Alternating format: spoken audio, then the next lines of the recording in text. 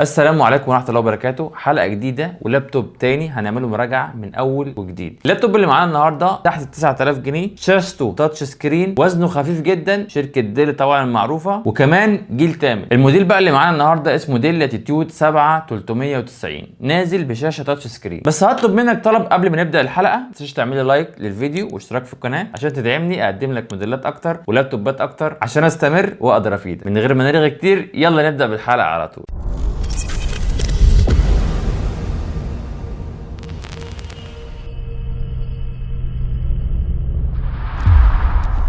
اول حاجه هنبدا بيها هو التصميم وشكل اللابتوب. شكل اللابتوب زي ما انت شايف كده لونه اسود مش سيلفر. في الحلقات اللي فاتت راجعنا موديلات اتش بي كتير جدا، دلوقتي هنراجع ديل، طبعا فئه مطلوبه جدا، فئه اللاتيتيود. زي ما انت شايف كده اللابتوب اهو شاشته 180 درجه لحد الاخر تفتحها، وده طبعا هيدي لك عمر اطول للمفصلات لان معظم اللابات اتفتح لحد كده، وفي ناس كتير عندها اطفال بتفتح اللابتوب لحد الاخر كده وبتتكسر الشاشه او المفصلات. فاحنا اللابتوب ده الميزه الحلوه اللي فيه بدايه كده شاشته 180 درجه، وزنه خفيف اهو زي ما انت شايف يا ريس، بايد واحده اهو، صباعين بالظبط شايله. نيجي بقى لشاشته 13 و3 بوصه، جودتها فول اتش دي، الوان جامده جدا. وعندنا الحواف هنا فريمليس يعني نوعا ما، بس تعتبر فريمليس اهي، حوالي 2 مللي ما يكملش سنتي في الحروف. عندنا هنا كمان لوك للكاميرا، وعندنا كمان هنا فيس اي دي والكاميرا بتاعته، الكيبورد بتاعه برده باك لايت، وفي طبعا كليكات هنا، وما فيهوش البوينتر اللي في النص اللي طبعا في ناس كتير ما بتحبوش في الاجهزه، اللي هو الزرار اللي في النص ده بيقول لك بيضايقني شويه في الكتابه مع انها حاجه بسيطه، بس طبعا دي اراء يعني. شاشه اللاب ده تاتش سكرين زي ما انت شايف كده، هتدوس هنا بسم الله الرحمن الرحيم تاتش سكرين، دي هتساعدك جدا لو انت بتتصفح مثلا على اليوتيوب او بتفتح كده الفيديوهات، او كمان بتكبر الصوره بتعمل زوم ان او زوم اوت. خامات اللابتوب ده كلها من بلاستيك والكربون فايبر زي ما انت شايف كده.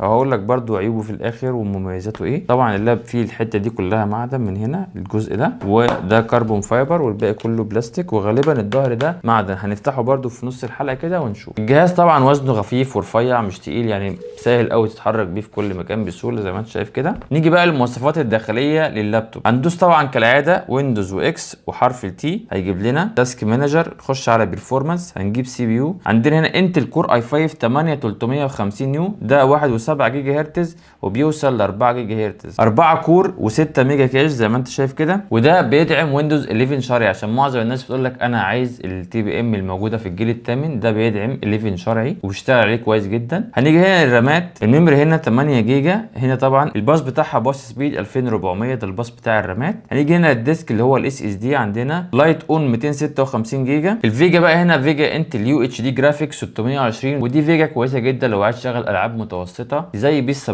وكمان هتشغل لك اوتوكاد 2020 وفوتوشوب والاستريتور طبعا بجوده كويسه، مش هيهنج معاك او يعلق، وده طبعا للمبتدئين مش المحترفين. بعد ما خلصنا المواصفات نيجي هنا لمواصفات الشاشه. هندوس هنا كليك يمين كده ونخش على ديسبلاي سيتنج عشان نعرف جوده الشاشه ايه. هنلاقي الشاشه هنا 1920 في 1080، ودي جوده صوره فول اتش دي، طبعا بتشوفها من اي زاويه عشان هي اي بي اس. ونجرب التاتش هنا، بسم الله الرحمن الرحيم، شغال كويس برده بسم الله. ده طبعا الاس اس دي بتاعه 256، ممكن تقسمه جزئين، وعندك طبعا الواي فاي واللان والبطاريه والكلام ده كله. نيجي بقى للمداخل والمخارج بتاعه اللابتوب. اللابتوب جاي هنا بمخارج، ده مخرج سماعات لو عايز تشغل سماعه خارجيه، او انت بتشتغل كول سنتر وعايز توصل سماعات فيه. وده مكان للاس دي كارد اللي هي كارت ميموري الصغيره، ممكن توصلها هنا من غير ريدر او حاجه. ومكان هنا ده المكان خط، لو الجهاز فيه وان ممكن تركب فيه خط هنا على حسب الفئه اللي هو جاي فيها وان، او حسب الباد اللابتوب جاي منها فيها كارت وان او لا، ودي عشان تشغل فيها الخط. ده طبعا مكان يو اس بي 3، وده مكان لكابل نت لو عايز توصل ايثرنت هنا. وده اللوك اللي هو بيبقى موجود في المحلات عشان السرقه ده. لو لفيت اللاب من ورا مش هتلاقي فيه اي حاجه، مقفول تماما. هتلاقي هنا بس مخرج التهويه بتاعته اللي هو بتاع المروحه. في الجنب التاني هتلاقي مكان الشحن بتاعه هنا، وكمان موجود تايب سي، ممكن تشحن بيه اللابتوب تايب سي او تطلع تايب سي للموبايل، واتش دي ام اي كمان لو عندك تلفزيون كبير عايز تعرض عليه، وكمان يو اس بي 3 تاني هنا. ظهر بقى اللابتوب هنا هتلاقي مكتوب ديل لاتيتيود 7390، ده مدير اللابتوب، وفي كاوتش هنا، ودي السماعات بتاعته من تحت، وكمان في كاوتشتين هنا دي بتسند اللابتوب عشان ما يتهزش وانت قاعد على مكتب. ودلوقتي جه ميعادنا بقى عشان نفتح اللابتوب من جوه ونشوف اماكن الرامات شكلها ايه، وشكل المروحه بتاعته، شكل المذر بورد من جوه عامله ازاي. بس قبل ما افتح اللابتوب من جوه ما تنساش تدعمني بلايك واشتراك في القناه عشان تتابع كل جديد بخصوص اللابتوبات اللي استيراد خارج. ويلا بقى نفتح اللابتوب من جوه ونشوف فيه ايه. طبعا قلبنا اللابتوب على ظهره كده وجبنا المفك الظريف بتاعنا، بسم الله الرحمن الرحيم.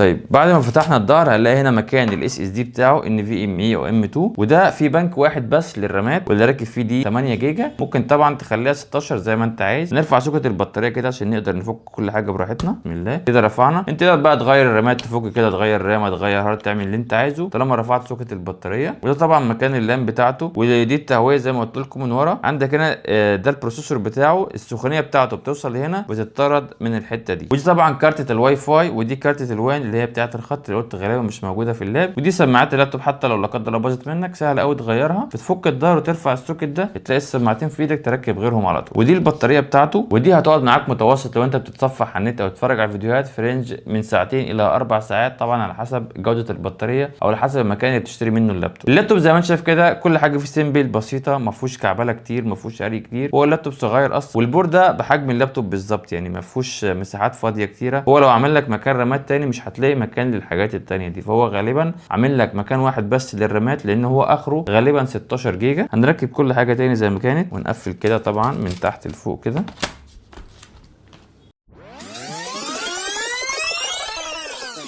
طيب بعد ما قفلنا اللابتوب تعالى بقى نفتحه تاني ونشوف اللابتوب ده قادر يشغل ايه من برامج الفوتوشوب والإليستريتور، وكمان الالعاب المتوسطه اللي ممكن تشتغل عليه ايه. هننزل لك عليه اوتوكاد 2020 ونجربه برده، نعمل بيه كام تصميم خفيف كده. طبعا انا ماليش في الاوتوكاد قوي، بس هجرب لك عليه كام حاجه، وانزل لك فوتوشوب والإليستريتور 2020 ونجربهم يشتغلوا مع بعض، ونعمل بيهم تصميم خفيف كده ونشوف اداؤه هيبقى عامل ازاي. ودلوقتي جربنا عليه تصميم الفوتوشوب زي ما انت شايف كده، وكمان فتحنا جنبه الإليستريتور، والاثنين ما شاء الله شغالين كويس، تقدر تشتغل على ده وده في نفس الوقت. وطبعا زي ما قلت ده للمبتدئين او فوق المبتدئين بشويه، طبعا بيشغل لك فوتوشوب مرتاح جدا هو الإليستريتور. والاوتوكاد برده 2020 زي ما انت شايف كده شغال كويس جدا، ما فيهوش اي تهنيجه او اي لاب. اي نعم ما عنديش مشروع كبير شغاله عليه، بس طبعا زي ما قلت كده للمبتدئين مش المحترفين. تعالى بقى نجرب عليه لعبه بيس 17. وطبعا اللعبه هي قديمه شويه نوعا ما، بس طبعا لسه في ناس بتلعبها لغايه دلوقتي، او ده المتوسط اللي هيشغله اللاب. بيس 17 او 18 هتشتغل عليه بجوده كويسه قوي. وطبعا خلينا اداء اللعبه جوده متوسطه، ما عندناش الجوده لحد الاخر، وما شاء الله شغاله كويس جدا اهو من غير اي تهنيج او اي لاج. طبعا اللابتوب ده هتلاقي فيه كاميرا ومايك لو انت بتشتغل زوم ميتنج، او عندك مثلا انت اب وعايزه لطفلك. اللابتوب ده وزنه خفيف يقدر يروح بيه المدرسه عادي ويشتغل بيه كويس جدا. وكمان الكاميرا بتاعته جودتها كويسه، لو هو بيشتغل زوم ميتنج برده هتنفعه ان شاء الله، مش هيأثر معاه في اي حاجه. واللابتوب ده لو انت شغال حتى موظف وبتقعد عليه فترات طويله يقدر يشتغل معاك 8 ساعات من ساعه ما تروح الشغل لحد الاخر. بس اهم حاجه ما تحطوش على مخده او سرير عشان ده بيعرضه للسخونيه، واللاب مش بيسخن، بس اهم حاجه ما تحطوش على مخده او سرير. نيجي بقى متوسط سعر اللابتوب ده. سعر اللابتوب ده في الفتره اللي احنا نزلنا فيها الفيديو دي في رينج من 8300 جنيه الى 9500 جنيه، طبعا على حسب رامات كام وهارد كام، وعلى حسب الفرز بتاعه، اذا كان فرز اول فرز ثاني في مشكله في خربوش. في تجار بتشتري اغلى من الشغل العادي بشويه، وطبعا كلها فروقات بسيطه من 500 جنيه ل 1000 جنيه بنتاجر للتاني. الا بقى لو في ناس بتبيعه ب 11 و12، فده السعر في الوقت الحالي احنا فيه ده بيتهيألي عالي شويه. ودلوقتي جه ميعادنا لمميزات وعيوب اللابتوب ده. اللابتوب ده هنقول طبعا مميزاته الاول قبل ما نقول عيوبه. مميزات اللابتوب ده ان هو في الفئه السعريه تحت ال 9000 جنيه، بيشغل كل حاجه حرفيا، بيشيل ويندوز 11 شرعي، بيشغل فوتوشوب، بيشغل برمجه كويس قوي لانه جيل 8. راماته 8 جيجا ممكن تخليها 16 جيجا، طبعا فرق بسيط حوالي من 500 ل 700 جنيه يبقى 16 جيجا. التاتش بتاعه سلس جدا، وزن اللاب خفيف 180 درجه، بيشغل كل اللي انت عايزه في نفس الوقت، وزنه خفيف تقدر تروح بيه في اي مكان او اي مشوار من غير تعب او ارهاق في الشيل. مخارج بقى اللابتوب ده هتلاقي فيه المخارج انت ممكن تحتاجها زي التايب سي واليو اس بي 3 ومكان لللان، لان في شركات بيبقى فيها لان بس ما فيهاش واي فاي، قاطعين الواي فاي على الموظفين بيوصلهم بكابل نت. في برده لان عشان دي برده مش موجوده في اللابتوبات الحديثه. واحلى ميزه فيه ان هي ميزه التاتش، بصراحه الميزه دي انا بحبها جدا. لو انت قاعد مثلا على النت بتتصفح صور، بتتصفح فيديوهات، بتجري حاجه، بتكبر حاجه، بتصغر حاجه، هتنفعك جدا. لو انت ما جربتش التاتش قبل كده انصحك تجرب التاتش، لان بعد كده مش هتشتري غير تاتش. التاتش ده مريح جدا. والميزه كمان في التاتش ده ان هو شاشه عاديه مش باغه، لان في اجهزه بيبقى فيها باغه هنا من بره، باغه ازاز،